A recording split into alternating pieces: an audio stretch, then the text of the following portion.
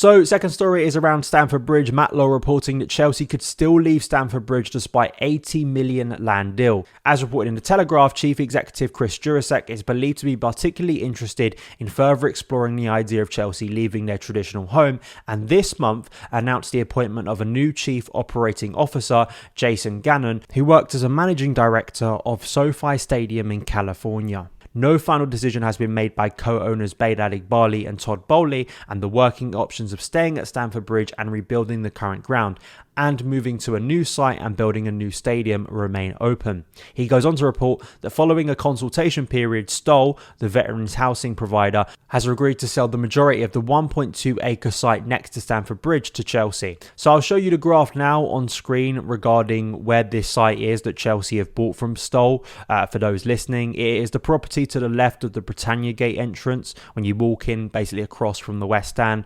Not entirely sure what the site's going to be used for. Matt Law has spoke about this extensively on the London is Blue podcast. I'd suggest go and listen to that because he gave some information, but it's still kind of unclear. But of course, it's regarding the potential redevelopment of Stamford Bridge and SoFi Stadium. On the graphic, I've got some AI stuff that people have done regarding the future of Chelsea. SoFi Stadium is highly impressive. It's one of the more impressive stadiums in America.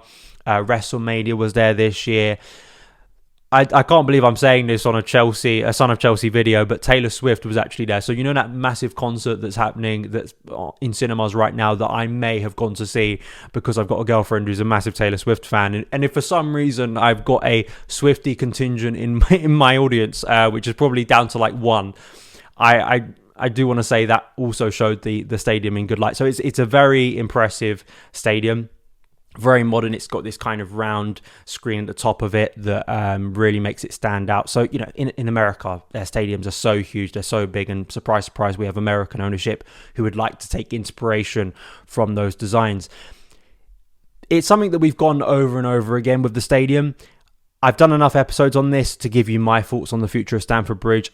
That's kind of not the point I want to drill down on today. I actually want to take some opinions from people that I found on X, formerly known as Twitter, regarding the CPO, the Chelsea pitch owner situation, because I've stressed this before. If you are concerned about the future of Stamford Bridge, either way, if you want to have a say in the future of Stamford Bridge, either way, it's important that you buy a share in the CPO so then you can have a say, an actual tangible say in what happens with Chelsea and their home, whether it's somewhere else or whether we stay at Stamford Bridge for the long term.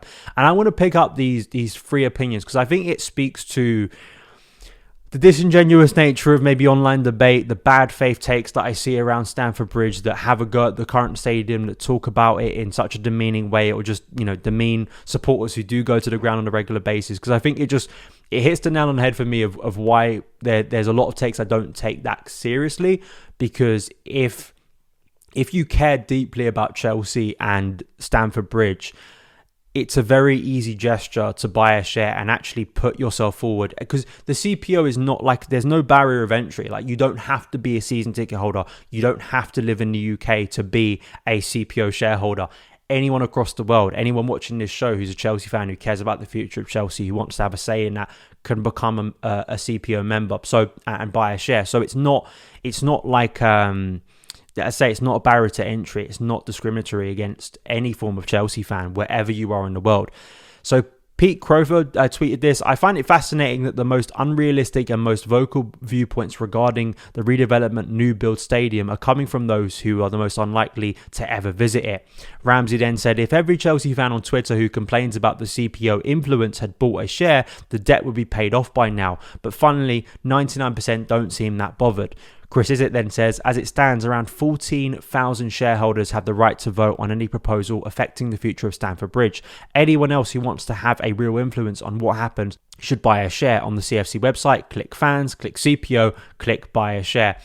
And I think that's a fair point. You know, it's about actually having a tangible effect and actually going out there and putting money where your mouth is. It is going to cost you a little bit to buy a share. There are different tiers of share, to be honest.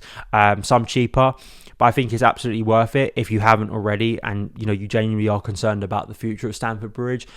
I can see both sides of the argument. I dearly love Stamford Bridge. I think it's a wonderful stadium. I've grown up at that stadium. I refer to it as the cathedral. But I also have on this show spoke about the viability of Sale Court, which is not, again, we have to say this. When I'm saying that's only a theory, there's nothing serious going on with that at the moment.